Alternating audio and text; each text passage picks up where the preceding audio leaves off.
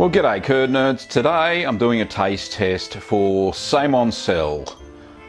Now, Septmoncel is a blue cheese from France. I've got it wrapped up here in the foil, as do traditional blues. It's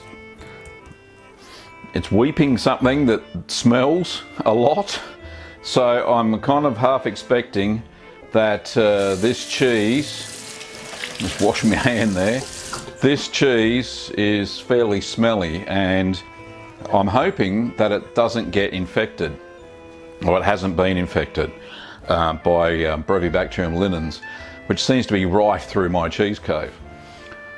Let's have a look. Let's dive in deep inside the foil and see what Septmoncel looks like. So here goes nothing. So it feels a little bit soft on the top, but we'll take off the foil that I copiously wrap this cheese in so it wouldn't weep, but you know, best laid plans of mice and men, you know, that sort of stuff. Right, first layer.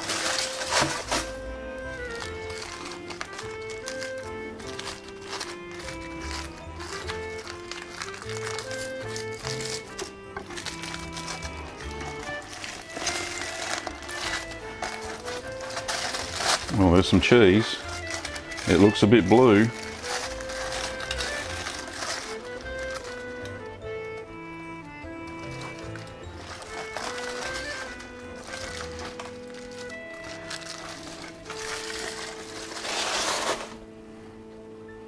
It's actually got a little bit of red mold infection and a little bit of the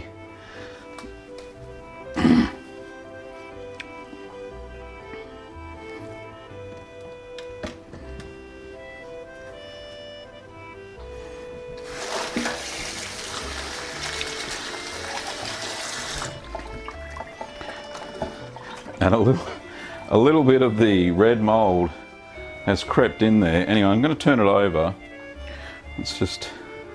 It's got some foil stuck on it, so we don't want to eat foil. Foil is bad.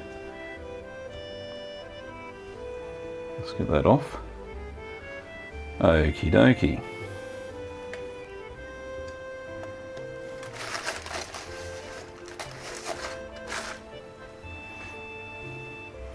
So let's scrape some of this red off, because the top looks really good. The bottom, however, is of a bit of a mess. Probably tastes okay, but let's get rid of it.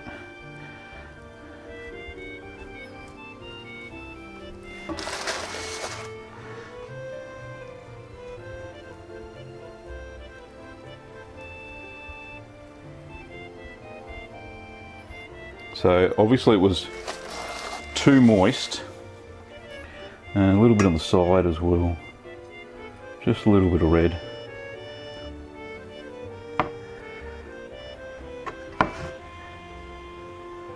Really don't want that on my cheese.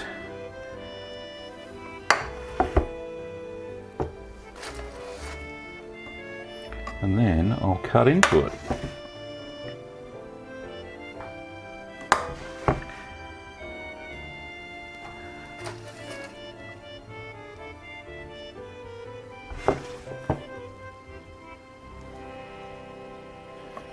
Because now that the red mold's off, it actually smells like a blue cheese.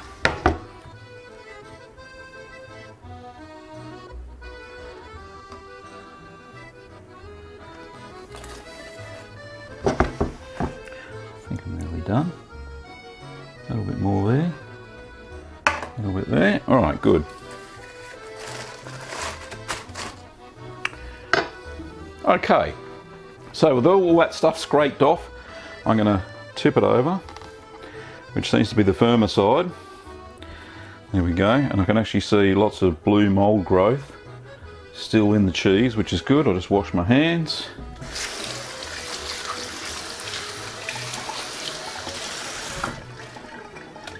And I'm hoping for some blue inside.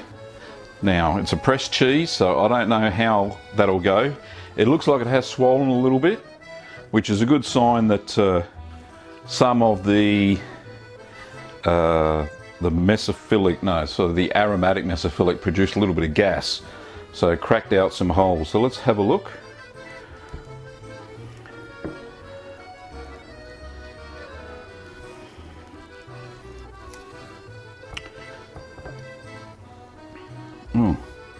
Lots of paste. So a little bit of development, but none of the blue that I was kind of expecting. So this is a very pasty cheese. Very creamy though. Let's just try a bit of this off the knife. Blue cheese ball, anyone?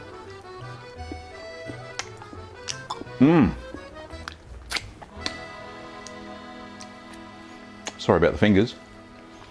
That is not too bad. No, look, honestly, no real blue development. Bit disappointed about that. But there is a subtle blue flavour going throughout the whole cheese. And I would definitely serve that on a cheese platter. Just call it a white blue or something like that.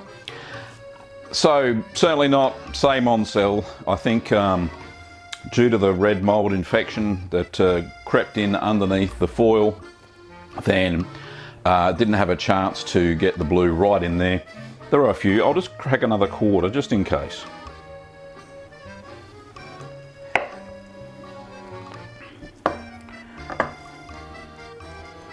No, it's all white throughout and just crumbly as anything. So it's just crumbling.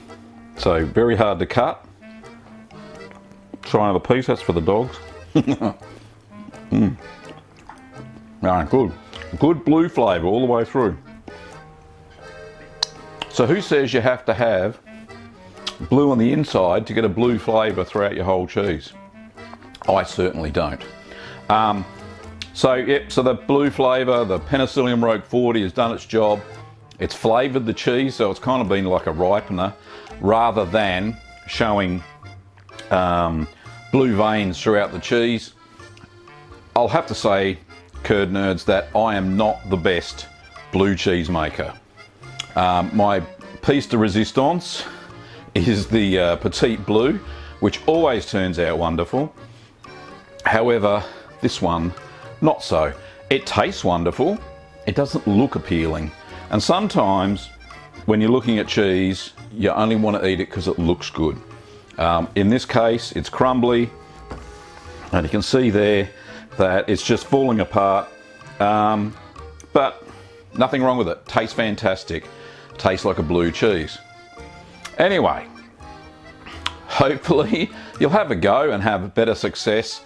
I would actually definitely use a lot more blue culture next time.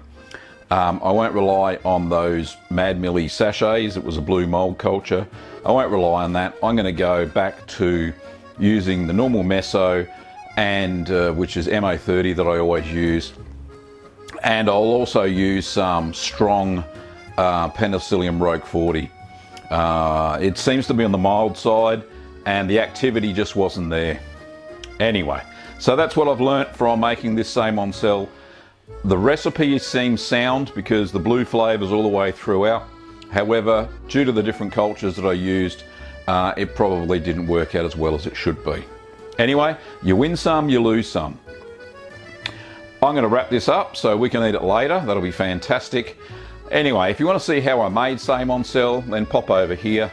And don't forget to subscribe to the channel because you will get interesting cheese content on a weekly basis. Pop over to Little Green Workshops and you can pick yourself up kits and supplies for your cheese making needs. Thanks for watching, curd nerds, and I'll see you next time.